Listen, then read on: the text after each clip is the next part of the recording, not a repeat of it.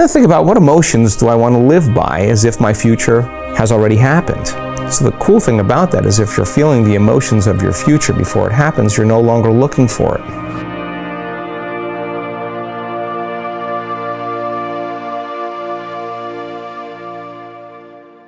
Everybody has a story about the past or their past. And we tell those stories based on the emotions we experience from the past. And the stronger the emotion that we feel from some incident, some experience in our life, the more altered we are inside of us, the more we pay attention to what's causing it. And that moment becomes a moment frozen in time. And the brain takes a series of snapshots, and that's called a memory.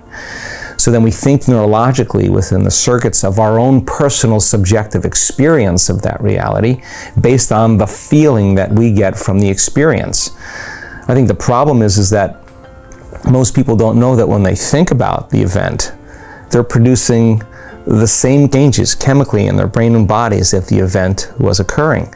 So you review the event 50 to 100 times in one day, and it takes the thought and the feeling, the images and the emotions, the stimulus and response that starts the conditioning process of the body actually living in the past. Now the challenge is, the firing and wiring of that memory may not be the truth, but it's the truth for you.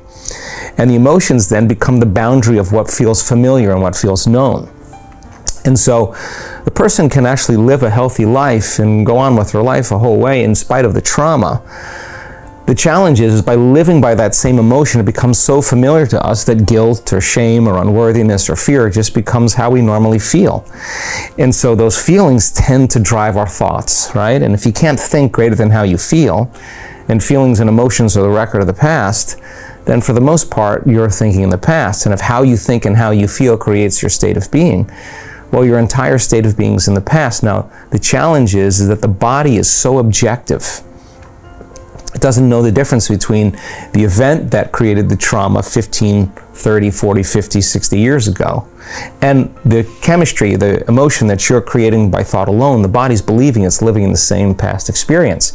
So then the person is actually viewing or perceiving reality through the lens of the past. And so anything that triggers anything that they can associate that's relatively familiar, then the big thing is get ready, because you don't want that to happen again in your future. So the brain is always forecasting the worst case scenario based on the memory of the past. And now the brain is actually coming up with that worst case scenario, because if you prepare for the worst, there's better chances of surviving whatever that trauma is going to be again. So the challenge is then is that we start out of the infinite potentials in the quantum field. We're selecting really one of the worst outcomes we could possibly imagine, embellishing that outcome, and then emotionally embracing that future before it happens in the anticipation of the event. And now we're taking that thought and the feeling, the image and the emotion, the stimulus and response, and we're conditioning the body and the brain into looking like that future event has already occurred. And the stronger the emotion we feel from whatever we're imagining, the more we pay attention to what we're imagining. And we're embossing that circuitry further in the brain, and we're emotionally conditioning the body more into that emotional state. So if the familiar past in the conditioning process is the known, and the predictable or anticipated future is the known, there's only one place where the unknown exists, and that's the sweet spot of that present moment. Now, a person can live a normal life feeling those emotions and being successful and having relationships and all that stuff until it comes time where they get a diagnosis. Or it comes time where they go bankrupt, or there comes time where they are ending a relationship, or something goes wrong where they want to create a new career or a new life. And now, all of a sudden, they come right up against their past. Why? Because that's what's been defining them all along. And all I'm asking them to do is stop telling the story of your past and start telling the story of your future. Stop believing in your past, real or imagined, and start believing in your future. Stop romancing the past, and let's start romancing a future. So the unlearning process then, 95% of who we are is a set of memorized behaviors, automatic emotional responses, unconscious habits, hardwired attitudes, beliefs, and perceptions that are automatic like a computer program. So if we're in a program, then we're unconscious. So in order for us to change, we have to become conscious of our unconscious thoughts and the story and the narrative that we tell and those memories, to become familiar with how we speak or how we act and become so conscious that we don't go unconscious to that behavior. And if you just decided before you started your day who you no longer wanted to be in thought, behavior, and emotion, just remember that, stay conscious of it, and who you do want to be. And think about the thoughts you do want to think. Rehearse how you're going to behave in your life with your family, with your kids, at work, on the Zoom call. And then think about, what emotions do I want to live by as if my future has already happened? So the cool thing about that is, if you're feeling the emotions of your future before it happens, you're no longer looking for it. You're only looking for it when you're feeling the other emotions.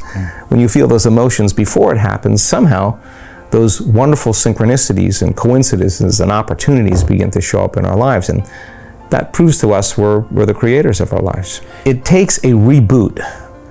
And in fact, when you stop thinking, when you stop analyzing, when you're no longer paying attention to your body, you're no longer aware of your emotions or your habits or your drives, when you're not thinking about the people in your life or your cell phone or your social media or your car or where you need to go or where you're sitting or where you sleep or where you work, and you're not preoccupied with time, there's a wonderful thing that happens in the brain when we become nobody, no one, no thing, nowhere, and no time. That's the moment where we shut the mechanism down of thinking, and by focusing on nothing, on space, there's a recalibration of the nervous system back to more order, back to more wholeness, back to more oneness. And if you're going to marry a clear intention with an elevated emotion to create reality, you better have a coherent brain, because that's the mechanism that sends the signal out. That's the directive. That's the intention. That's the possibility. It's the creative center. And if you're going to combine it with an elevated emotion, if you're going to believe in that future that you're imagining with all your heart, it better be open. You better learn how to activate it, and you got to feel into that heart of yours. And when you do, you begin to change your electromagnetic field. In fact, you have a Wi-Fi signal, and if the thought sends a signal out and the feeling draws the event back to us, if the thought is the electrical charge in the quantum field and the feeling is the magnetic charge, and the heart has a magnetic field, and this is beyond polarity, this is wholeness, this is oneness, this is the union of opposites. That means that we have to feel the feeling before the experience, and not wait for the healing to happen to feel gratitude, or the new relationship to feel love, or the wealth to feel abundance or worthiness, or the mystical moment to feel awe. That would be cause and effect. We want to cause and effect.